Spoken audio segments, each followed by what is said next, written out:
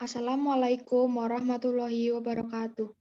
Di sini kelompok 5 akan menjelaskan materi tentang analisis cross-section industri logam dan baja yang disusun oleh 1. Megi Nurfitriani, NIM 220-112. Yang kedua, Aida Putri Pangestika, NIM 220-168. Yang ketiga, Silvi Nurfitriani, NIM 220-10-166. Yang keempat, Naturi Diah Pratami, 220-103-10. Yang kelima, Ira Dwi Setianingsih, NIM 220-103-23. Next.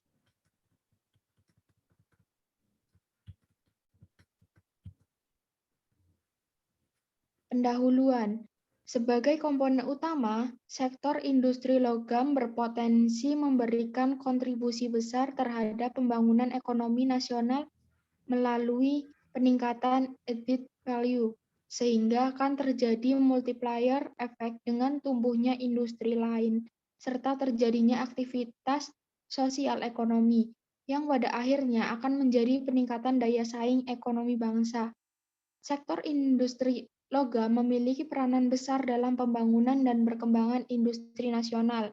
Hal ini disebabkan karena hasil industri logam adalah sebagai bahan baku utama bagi kegiatan sektor industri lainnya, seperti permesinan dan peralatan pabrik, otomotif, maritim, serta elektronika.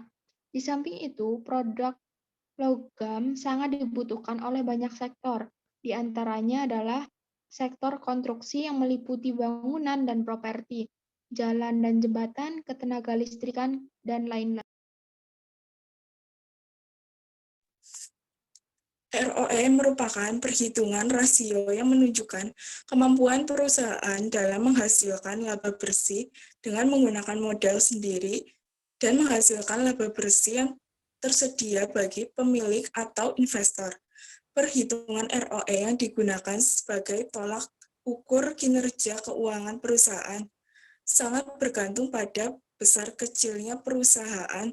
Misalnya untuk perusahaan kecil tentu memiliki modal yang relatif kecil sehingga ROE yang dihasilkan pun kecil. Begitu pula sebaliknya untuk perusahaan besar.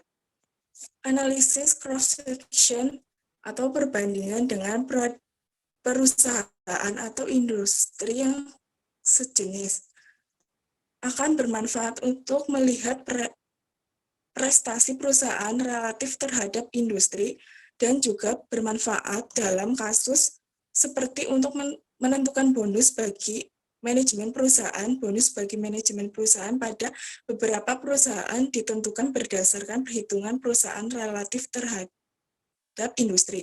Apabila perusahaan memperoleh untung di atas industri, manajemen perusahaan akan memperoleh bonus dan tidak memperoleh bonus apabila yang terjadi sebaliknya.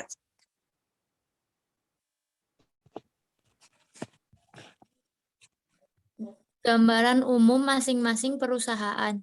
1. Nama perusahaan, Plat Timah Nusantara Tbk atau PT Laninusa.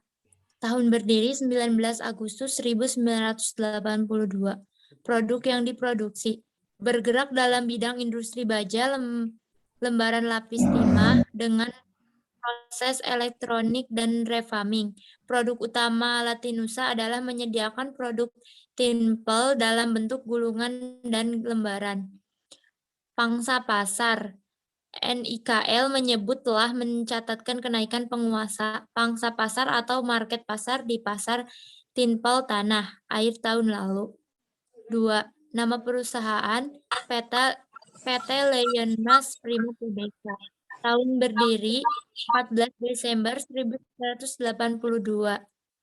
Produksi yang diproduksi industri jaringan kawah baja las pangsa pasar. Pada tahun 1990, Perseroan memperoleh persetujuan dari Ketua Badan Pengawas Pasar Modal atas nama Menteri Keuangan Republik Indonesia untuk menjual sebagian sahamnya ke masyarakat melalui penawaran umum sejumlah 600.000 saham. Perseroan juga telah mencatatkan seluruh sahamnya yang telah ditempatkan dan disetor penuh di Bursa Efek Jakarta dan Bursa Efek Surabaya pada tanggal 5 November 1990.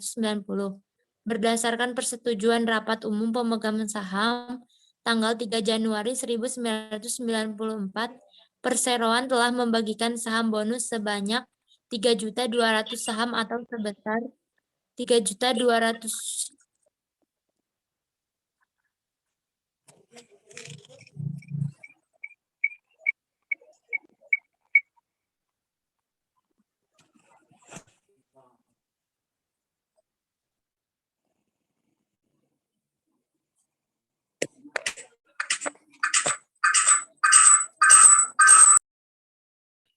Selanjutnya pada tanggal 27 Juni 1995, Perseroan melakukan penawaran umum terbatas sejumlah 4.800.000.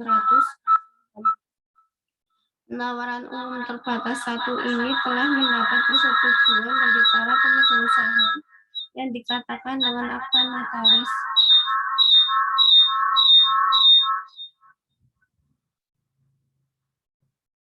Adam Kasdamarji SH 0296 tanggal 26 Juni 1995 dengan ketentuan satu saham lama mendapatkan satu hak right untuk membeli satu saham baru yang ditawarkan dengan harga 1.000 per saham. Dengan demikian, setelah penawaran umum, anggaran dasar Perseroan telah mengalami beberapa kali per bulan perubahan. Anggaran dasar Perseroan telah disesuaikan dengan Undang-Undang Nomor 1 Tahun 1995 tentang Perseroan terbatas dan Undang-Undang Nomor 8 Tahun 1995 tentang pasar modal, serta peraturan pelaksanaannya dengan Akta Nomor 88 tanggal 7 Mei 1997. Dibuat oleh Indah Prastisi Ekstensia SH, pengganti Adam Kasdamarji SH. Antara lain mengenai perubahan nama, maksud dan tujuan, jangka waktu, dan peningkatan modal dasar Perseroan menjadi 38 juta. Perubahan ini telah disetujui oleh Menteri Kehakiman Republik Indonesia dengan Surat Keputusan C2-Min 2560 HT.01.04. tahun 98 tanggal 27 Maret 1998.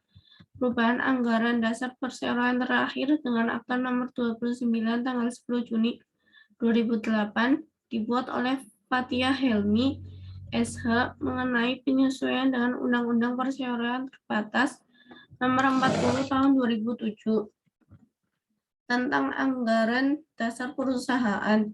Perubahan ini telah disetujui oleh Menteri Hukum dan Hak Asasi Manusia Republik Indonesia dengan Surat Keputusan No. AHU strip 86981 AH 01.02 tahun 2008 tanggal 18 November 2008 dalam rapat umum pemegang saham tahunan Perseroan yang diadakan pada tanggal 4 Juni 2015 yang diakta-notariskan dengan Akta Notaris Nomor 2 tanggal 4 Juni 2015 oleh Fathia Helmi SH. Para pemegang saham telah menyetujui dilakukannya pemecahan nilai nominal saham Perseroan. Nilai nominal saham Perseroan mengenai perubahan pada tahun 2015 dari semula 1.000 per saham menjadi 100 per saham. Atas perubahan tersebut, modal disetor dan ditempatkan penuh masing-masing yang semula dari 9.600 saham pada tahun 2014 menjadi 96 juta saham pada tahun 2015. Yang ketiga adalah nama perusahaan PT Trianitas Metal dan Minerals Tbk. Tahun berdiri 2 Juni 2009. Produk yang diproduksi adalah Purland, Antimony Land, Calcium Land, Tin Land, Pur Antimony, High Antimony. Pangsa pasar Presiden Direktur Trinitas Metals dan Mineral Richard Tandiono. Dana yang diperoleh dari hasil IPO sebanyak 76,28% akan digunakan untuk belanja modal, yaitu pembelian mesin dan peralatan, serta penambahan area. produksi dan sebesar 23,72% akan digunakan untuk modal kerja perseroan menargetkan pendapatan sebesar 600 miliar sampai 700 miliar hingga akhir tahun ini dengan laba sebesar 40 miliar. Porsi pangsa pasar Trinitan Metal sebesar 55% sampai 60% pada pasar domestik, sementara untuk ekspor mencapai 40 sampai 50%. Perseroan juga akan memperluas pangsa pasarnya yang menyasar ke daerah Asia Pasifik. Yang keempat adalah PT Gunung Raja Paksi Tbk, tahun berdiri 20 Agustus 1990.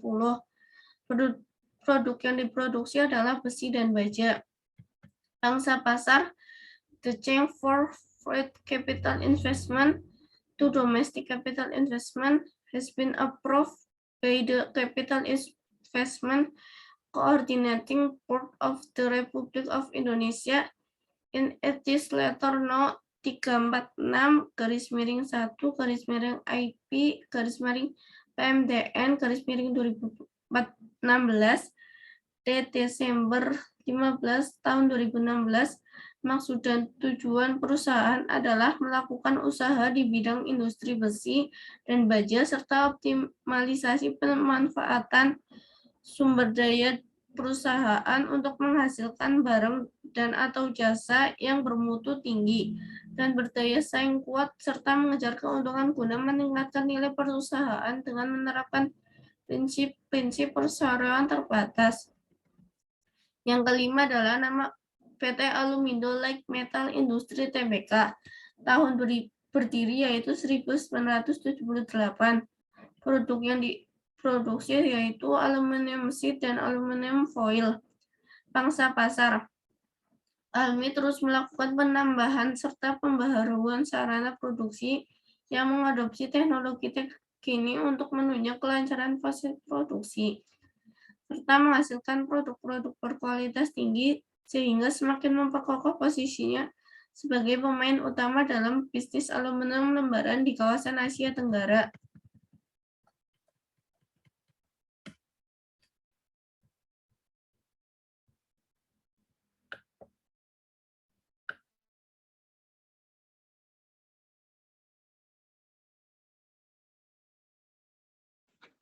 Yang selanjutnya yaitu data pertama, yaitu perusahaan Pelati Mahnut penjualan 2.307.4.498.194 rupiah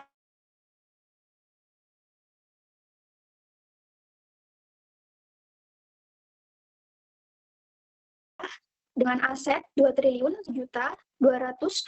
Yang kedua ada PT Lion Mas Prima Tbk dengan ROE negatif 193,70%, penjualan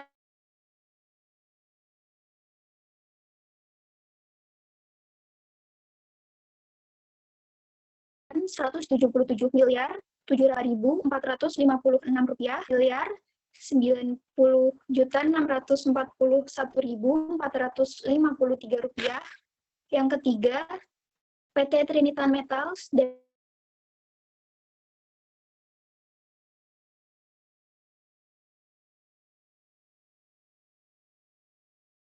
Minerals Tbk dengan RON 452 miliar 986 rupiah dengan aset 842 miliar 624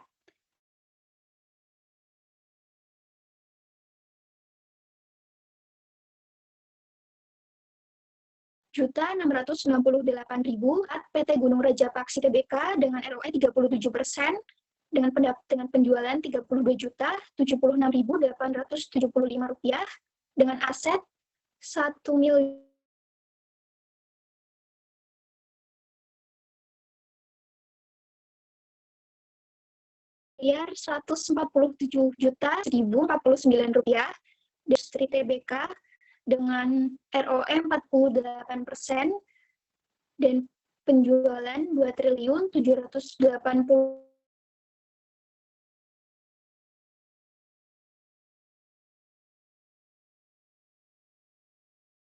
miliar rupiah, dan dengan aset 2.781.666.374.017 rupiah.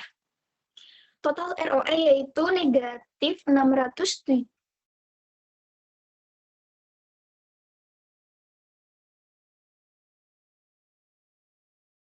negatif 18.528 rupiah, dan dengan total aset 5.320.900.000 rupiah.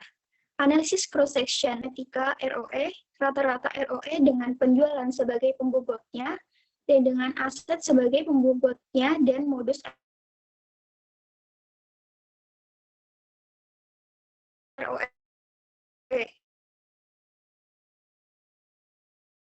Yang pertama yaitu ada rata total ROE negatif 67% dibagi dengan 5, hasilnya negatif 13%. Yang kedua median. Dari median itu nilai tengahnya 37%. Yang ketiga ada rata-rata tertimbang dengan penjualan sebagai pembobotnya. Cara menghitungnya yaitu dengan jumlah penjualan dibagi total penjualan, setelah itu dikali ROE. Hasilnya 39%. Yang keempat, rata-rata tertimbang dengan aset sebagai pembobotnya, total aset dikali dengan ROE. Setiap perusahaan hasilnya itu 37%, dan modus dari data itu tidak ada.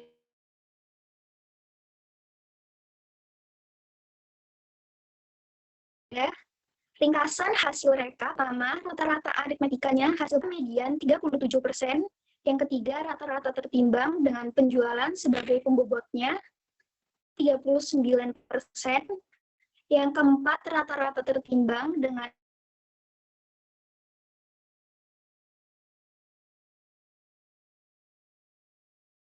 aset sebagai pembobotnya 37%. ROE rata-rata industri berdasar sampai 39%.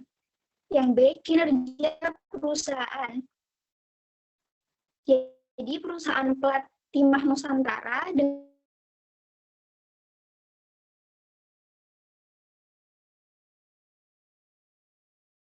ROE 58%, kinerjanya itu di PT Line Mes Prima Tbk dengan ROE itu kinerja di bawah rata-rata industri.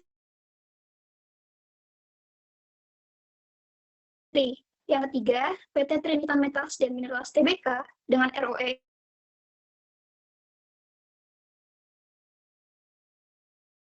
kinerja di bawah rata-rata industri dengan ROE 37%. Terakhir ada PT Alumindo Light Metal Industri Tbk dengan ROE 48%, kinerjanya di atas